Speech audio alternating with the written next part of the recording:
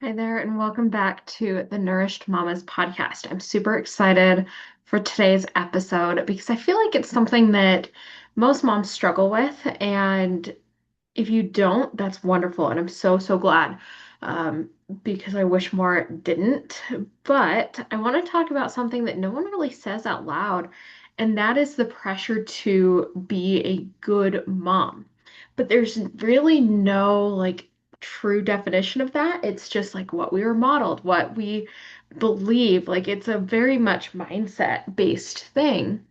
But usually, what it ends up looking like is putting everyone else's needs above your own, putting yourself last, always being available, saying yes constantly, being available to do more. And whether that is when your kids are really little, being available to do everything. Sometimes I personally do feel guilty because I have my son with some childcare each week, and that allows me to do my job. It allows me to stay sane, to have some adult conversations, and really be able to do like my workouts and grocery shopping or errands or things for our business that we have that really you can't do with a 2-year-old screaming in your ear because they want attention. It's just not possible. But that doesn't mean that I don't feel kind of bad, especially when he is clinging to me until 11 p.m. at night, not letting me put him in his bed without having a complete screaming come apart. There's been a huge shift recently in his willingness to go to bed. And I think a huge part of it is that we do have more childcare each week. We have 3 days a week now instead of one. And it's made this huge difference in his day-to-day life because he's not at home with mom or dad. He's been doing a ton more playing with other little kids. There's just a lot going on, so he doesn't have quite as much of that time. And so much of our society is telling us that we need to be doing more. We need to stay exhausted. And if you're not, then you're doing motherhood wrong. But really, most of us, 99.9% of us, are trying our hardest. If you're here listening to this podcast, you are trying your best. You are doing everything you can to show up for your kids, but you're also doing it just a step further and showing up for yourselves. If you are here listening to a podcast for postpartum moms, you want to take care of yourself so you can also take care of your littles. So, one of the biggest things that is a lie is that being a good mom means sacrificing your own wants, your desires, your goals to be there for your kids and allow them to have those things. And I like to think about it as like if you on are wanting to like just be there for your kids the whole time, but then put yourself on that back burner, when are you going to have time to fulfill your goals? Like, what would you honestly, I think about like my own parents, and they were always achievers. They are achievers. Like in retirement, they're constantly doing really cool things. They're taking a big trip to Europe next year. I believe they're doing a huge trip to New York soon.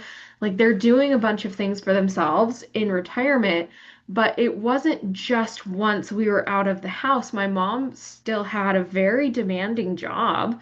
My dad was there for us a lot, but that doesn't mean he sacrificed necessarily. Like he still had things that he was doing for himself, and my mom definitely had some of that as well. And I know that they wouldn't want me losing myself in motherhood.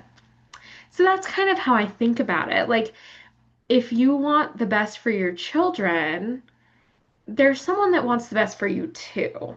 And you may not have a great relationship with your parents. I know that's not always the most common thing, but for those of us that do, or those of you that don't, you may have someone else in your life that has that mentality around you. And so thinking about yourself that way can help a little bit. Um, but that lie of being a good mom means sacrificing and that you need to come last. Taking time for yourself is selfish. Um, I was thinking the other day, like I have a buffer built in for my childcare where I have an hour after I drop him off and an hour before I go pick him up to do like odds and ends of the things in my day so that I'm not just booked calls all the way through like the 8 hours that he is at daycare, which for me has been so, so helpful because it allows me to get in a workout. And I talk to moms every single day that are putting their workouts last. They're not finding the time for it. And then they have no energy to go do the things they want to do. Or alternatively, maybe you have been having times where you feed your kids, you make sure that they're taken care of. Maybe you're even like getting your husband off to work with a very stocked lunch bag. I know I try to do that on mornings when um, things flow well. I try and make breakfast. I try and help my husband with his lunch and his coffee on the days that I'm home. But it definitely just flows. Each day is a little bit different. And if I don't also make sure that I'm eating my breakfast and getting the stuff that I need, then it just makes it so, so hard when I do go to work and try and like get the rest of my day handled.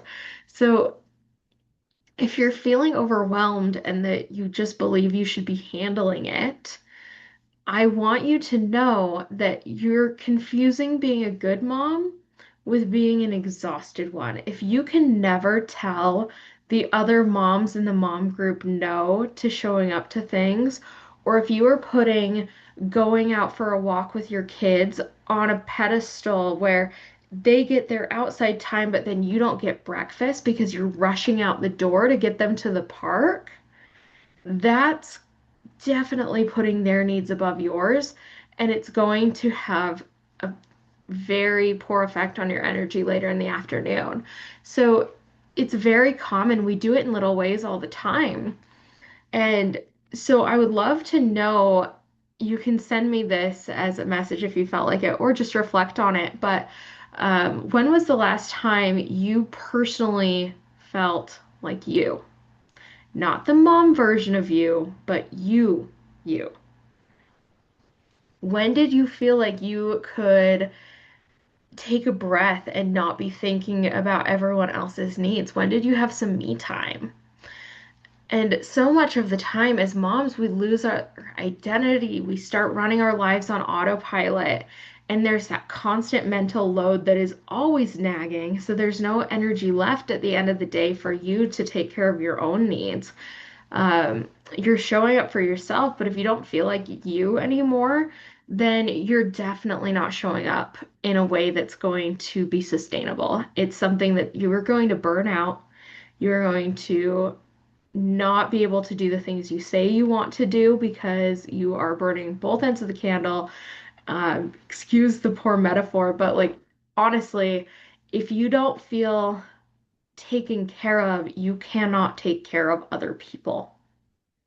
And I know I talk about this a lot, but I just want to drive it home because it comes up all the time. So, as an example, one of my clients is a mom of, I think, I can't remember how many kids she has. I think she has two kids. One of them has some medical complexity, so she's always rushing around to appointments for him, making sure that he's taken care of. She has a very demanding job. And one of the things that we couldn't figure out how to fit into her schedule was a workout. And she knew she wanted to do it. She knew that it was important. She felt like it was something she should be doing, but also that if she did it, she'd have more energy. She felt like it makes her whole day easier because that to her, when she works out, it felt easier for her to eat well and take better care of herself. She felt like she was getting better sleep at night, but we couldn't find a time to fit it into her day without shuffling things around. And so it was this priority shift where um, what we ended up doing, because I was doing weekly calls with her most of the time. So during that time, instead of doing calls, we decided to check in via chat, which I have great options for right now. Um, but we checked in briefly via message, got through everything she needed to know and check in on. But we set aside the time she'd been meeting with me and blocked out that time so she could go to the gym. And that worked really, really well because we'd been meeting for a while. And so she was able to just say, like, hey, you know what? I feel like our calls are great, but if I could use this time for the gym, that would be easier. And so we've really shifted toward having more of that chat support. And I have quite a bit of enjoyment out of that. Like, I feel like it's been really good for me, but it's also good for her because we can check in so much more frequently. She can chat with me more and not have to feel so pressured to be on an hour-long call with me so that she has that time to go and work out. So I've really shifted things in how I coach people because of this. And just giving that opportunity for people to have more access without the time spent. So that was something that we were able to do, and she feels like she has a lot more energy now that she's been doing her consistent, it was on a Saturday at the time, so consistent Saturday workouts. Um, and then finding times where, like during her son's appointments, if she's not needed in the room, that she can go and take a little bit of a walk. So we found some walking trails near where her son's appointments were. So there's so many things that we can do to fit in the time. But sometimes it just takes looking at it differently and remembering how good you feel when you do things for yourself so that it motivates you to keep doing it. Um, so we realized that it was going to be much, much easier if she had that fit into her day where it was non-negotiable. Mom needs this hour. I'm going to go and do the gym, and then I will come back to you guys and feel refreshed. And so that's been a game changer for her. And honestly, that biggest point here that I want to make to you guys, if you take away anything from our conversation today, is that taking care of yourself is not selfish. It is absolutely required. You've probably heard me say this before, but I just want you to hear it because it is such a common thing. You do not have to lose yourself to be a good mom. You can support yourself and take care of yourself and become the mom you want to be so much easier when you're not feeling burnt out because you have patience, you have energy, you have capacity to do all of the things you want to be doing, or at least some of them. Because sometimes, again, saying no to people or saying no to events or things can be that self support that you need, and it just looks different for us in each season. And postpartum, especially, is one of those hard ones where your energy is already being so drawn upon by lack of sleep, by nursing your children if you are breastfeeding. Like, there's so many things. And giving yourself that energy, that structure, gives you so much better support. And this is a huge part of why just eating healthy doesn't necessarily stick for moms because we put ourselves last on the priority list. If you don't have a structure where you know every single day you have breakfast, lunch, dinner, and snacks planned to keep you from having those energy crashes in the afternoon, then everything is reactive.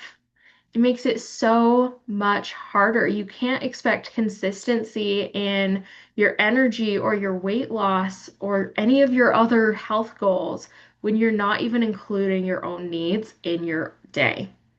So, this is exactly why I built my new app. It is something where I'm really aiming to take the thinking off of your plate for meals. It gives you structure. It helps walk you through exact meal timing on how to make sure that you're taking care of yourself.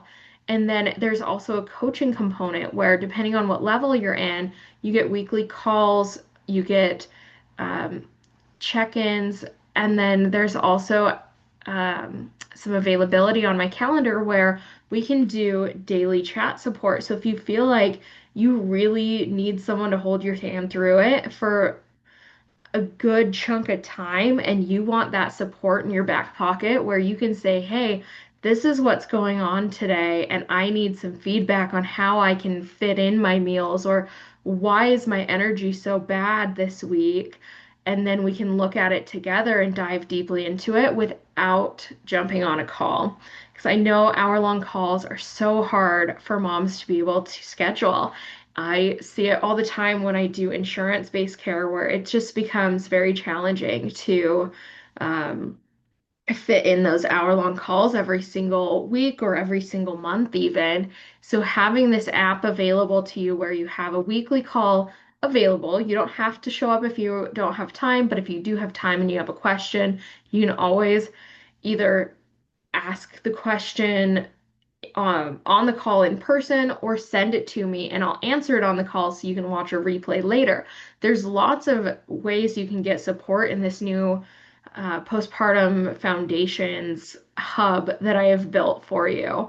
And what I really want to make sure you have is support for you as a person, not just a mom, but for you specifically. And I plan out meals for you. I have a meal assistant. So if the meals don't work exactly for your needs, whether you have allergies, different diets you're needing to follow for health reasons, whatever that looks like, or maybe you have a bigger or smaller family, so you don't have like four portions doesn't work for you based off the recipes I provide, you can use the meal assistant AI to tweak those recipes to fit your needs the best.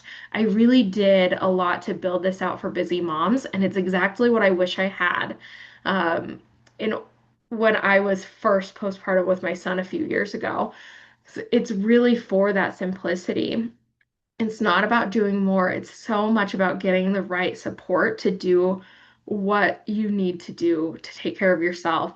So I have a few options, like I mentioned, just to kind of give you an overview since it's the first time I've really talked about this. If you are a mom who just needs simplicity and you just want to be told what to eat, when to eat it, then you can absolutely join my What to Eat and Prep membership. This has a weekly meal plan released every Monday. It has the AI assistant, and it also has my prep system where you can decide what to prep, whether you have 10 minutes all the way up to an hour, and really utilizes your time in the best way to make sure that you can feed your family. And it has a lot of whole cooking, but not a lot of complexity, which is really great. Lots of whole foods in there. And then if you're a mom who wants consistency and accountability, my postpartum foundations system is a really great place to be. It has that weekly call. It has bi-weekly chats, not chat support, excuse me, bi-weekly check-ins where you fill out a form. I send you a video response so that we can really have some back and forth there. But if you're a mom who wants full support and guidance, I have the postpartum VIP hub. That is where you get access to the What to Eat and Prep membership, which is included in all levels.